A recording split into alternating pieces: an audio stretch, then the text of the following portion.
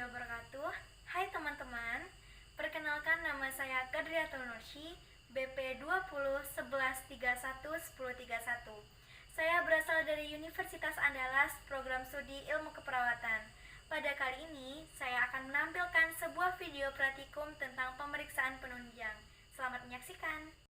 Pemeriksaan penunjang adalah faktor pendukung yang diperlukan untuk menegakkan diagnosis keperawatan.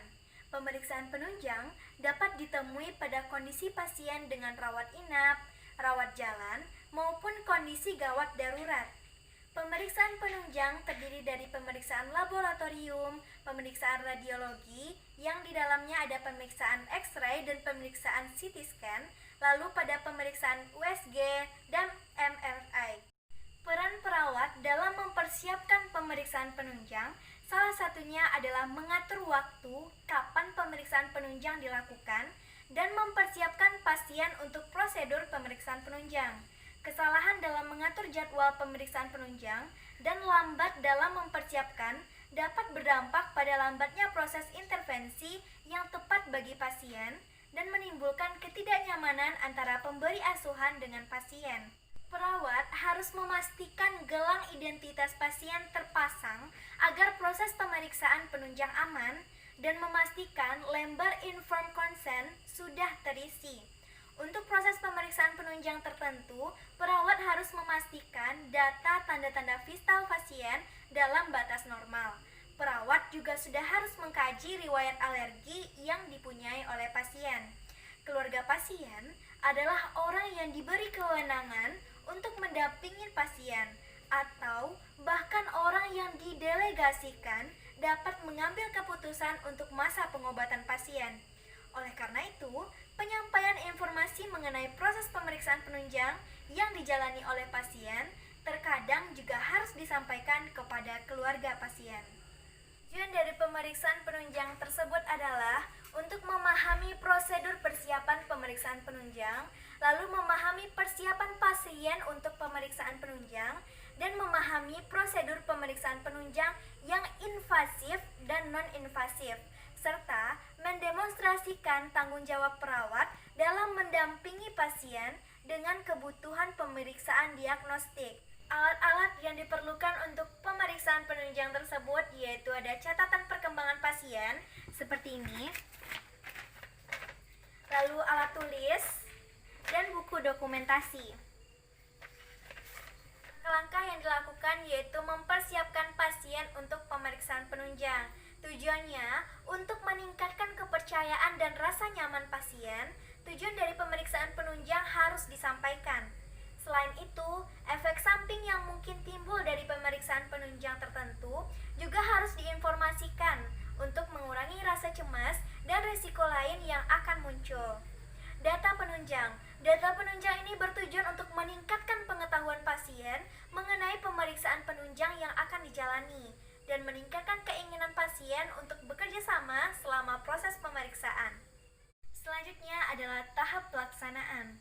Pada tahap ini, mahasiswa memastikan pasien memakai gelang identitas, lalu mengecek riwayat kesehatan pasien terkait alergi dan riwayat pengobatan serta tes lainnya. Lalu mahasiswa mengisi informed consent, kaji tingkat kesadaran, lokasi pemeriksaan penunjang, dan karakteristik pemeriksaan penunjang yang akan dijalani. Komunikasikan keterbatasan yang dialami oleh pasien dan kondisi-kondisi khusus yang menyertai penyakit pasien. Kaji tingkat kesadaran, lokasi pemeriksaan penunjang, dan karakteristik pemeriksaan penunjang yang akan dijalani. Komunikasikan keterbatasan yang dialami oleh pasien dan kondisi-kondisi khusus yang menyertai. Lalu, kaji pengetahuan pasien mengenai tes atau pemeriksaan penunjang yang akan dijalani, dan juga kaji harapan pasien mengenai hasil pemeriksaan penunjang tersebut. Lalu lakukan monitoring tanda-tanda vital termasuk skala nyeri yang disebut invasif, dan melakukan juga monitoring tanda-tanda dehidrasi dan tanda-tanda hipoglikonemia atau yang disebut sebagai puasa. Selanjutnya, laporkan kepada pemberi asuhan lainnya. Informasikan jika ditemui ada riwayat alergi dan riwayat pengobatan serta tes lainnya yang dirasa perlu untuk disampaikan. Tahap terakhir terakhir yaitu evaluasi. Pada evaluasi ini kita mengevaluasi tingkat pengetahuan pasien, tingkat kecemasan, dan tingkat kenyamanan serta keamanan yang dirasakan oleh pasien tersebut. Lalu lakukan juga tahap edukasi. Pada tahap ini, informasikan kepada pasien dan keluarga pasien alasan menjalani pemeriksaan penunjang. Lalu kita berikan estimasi waktu. Jika pasien dipuasakan, beri informasi kapan puasa dimulai dan kapan puasa diakhiri. Untuk pemeriksaan sputum, informasikan untuk batuk dalam dan tidak memberi obat-obat tertentu pada area tenggorokan. Untuk pemeriksaan urin, informasikan waktu untuk pengambilan sampel urin. Untuk pemeriksaan penggunaan X-ray, lepas semua jenis logam dan perhiasan. Untuk pemeriksaan menggunakan kontras, menggunakan barium, informasikan rasa, konsistensi, efek samping. Jika menggunakan iodin, informasikan rasa, reaksi alergi yang ditimbulkan seperti gatal, kemerahan, sesak nafas, dan lainnya. Lalu pada tahap edukasi ini kita juga memberikan edukasi tentang posisi saat pemeriksaan penunjang dan posisi setelah pemeriksaan penunjang yang disebut sebagai angiography. Hal terakhir yang kita lakukan pada pemeriksaan penunjang ini yaitu tahap dokumentasi. Pada tahap ini, catat riwayat alergi yang ditimbulkan setelah proses pemeriksaan dan oleh kontras.